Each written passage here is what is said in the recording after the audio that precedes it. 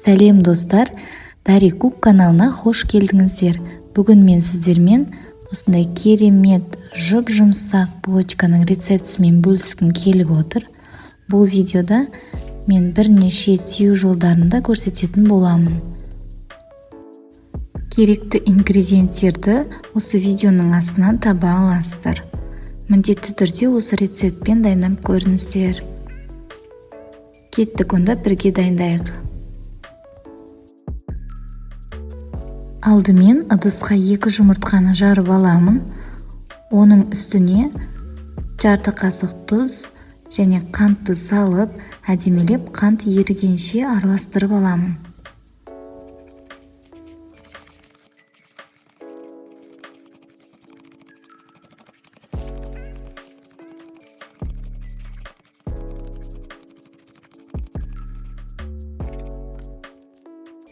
Енді аздап ванильді қантты қосамын. Оның үстіне сұйық майымызды қосып, әдемелеп араластырып аламын.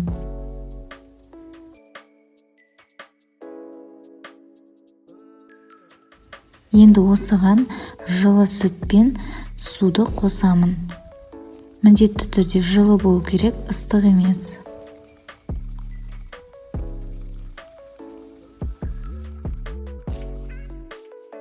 Енді ашытқымызды қосамыз.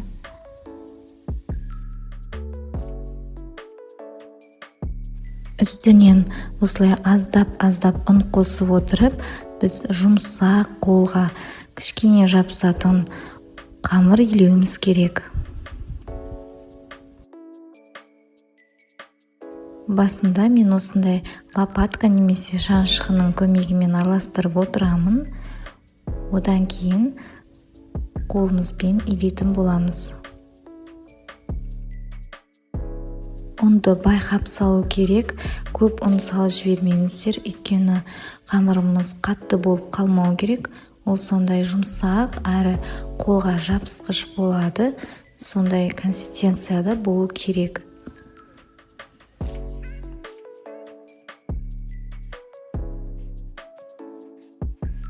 Осындай болып шықты. Енді бұны 2 сағатқа жылы жерге қойып қоямыз. Міне менде осылай көтерілді. Енді бұны майланған столдың үстіне осылай қамырымызды қойып, оны әдемелеп осы біркелкі етіп илеп аламын да 2-ге бөлемін.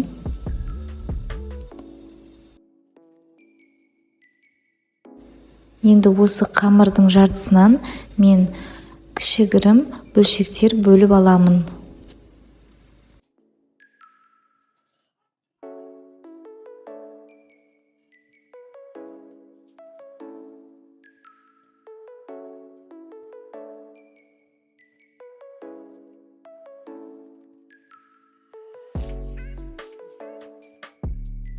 Оларды осылай домалақтап алу керек.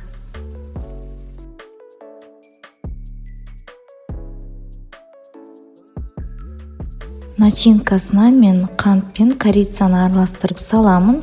Корица ұнамаса, жай ғана қант салсаңыздар да болады. Енді осы бөлшектерден біз булочкалар жасайтын боламыз. Оны осылай жайып, видеода көрсетілгендей булочканы түйе бересіздер. Жайылған қамырды аздап майлап жіберемін. Енді оған корица мен қантты сеуіп, осындай форма жасаймын.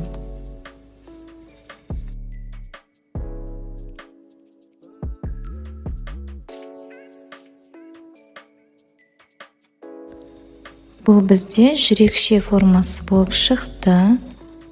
Енді осыны пергамент төселген противенімізге салып қоятын боламыз.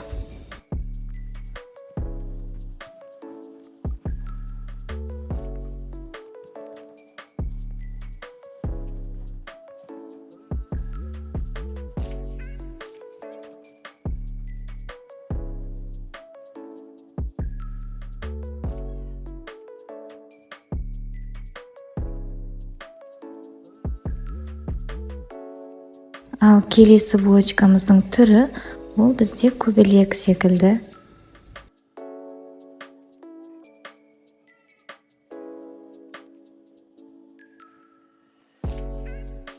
Келесі формамыздың түріне мен қамырды осылай созып аламын.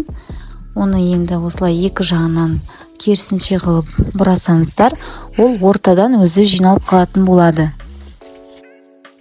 Сол кезде ол осындай гүл тәрізді болып шығады. Келесі формаға мен начинка салатын боламын. Бүгін менде қайнатылған қоюландырылған сүт. Оны осылай салып, видеодағыдай түйе бересіздер.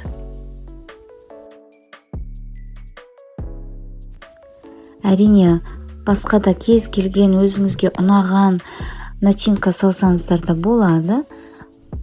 Мысалы, джем немесе қою варенье.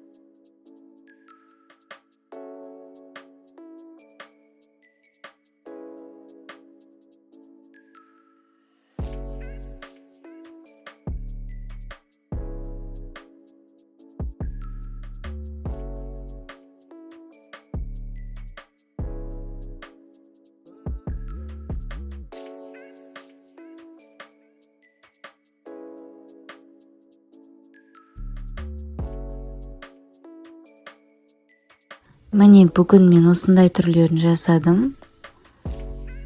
Келесі қамырды мен осылай бөлікке бөліп аламын.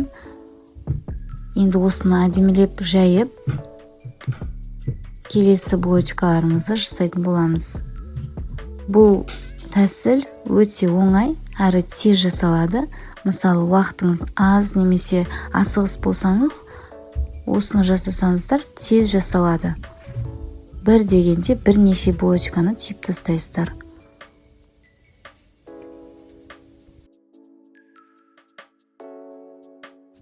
Рогалики сияқты түйіледі, бірақ булочка болады.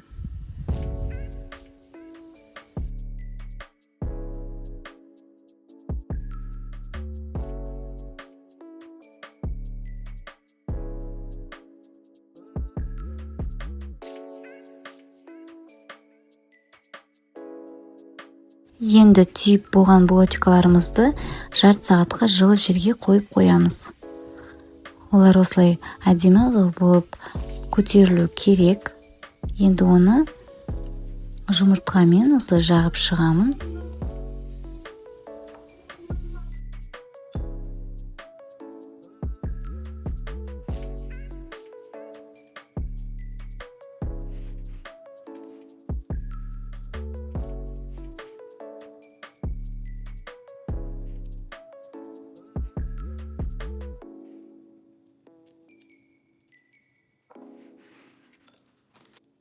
Оның бетіне осылай аямай мак сеуіп шығамын. Мен мактың көп болғанын жақсы көрем, сол үшін осылай көп салып жатырмын. Мен осылай мак себер алдында пешімді 180 градусқа қосып қоямын. Енді булочкаларымызды ысып тұрған пешке саламыз. Менің пешімде 25-30 минутта пісіп шықты. Сіздер өз пештеріңіздің ерекшеліктеріне қараңыздар. Бастысы осылай қып-қызыл әдемі болып шығу керек. Қараңыздаршы, өте дәмді болып шықты. Міндетті түрде дайындап көріңіздер. Егер мен видеом ұнаса, лайк басып, подписаться етіп кетіңіздер. Барлықтарыңызға рахмет. Менімен бірге болғандарыңызға астарыңыз дәмді болсын.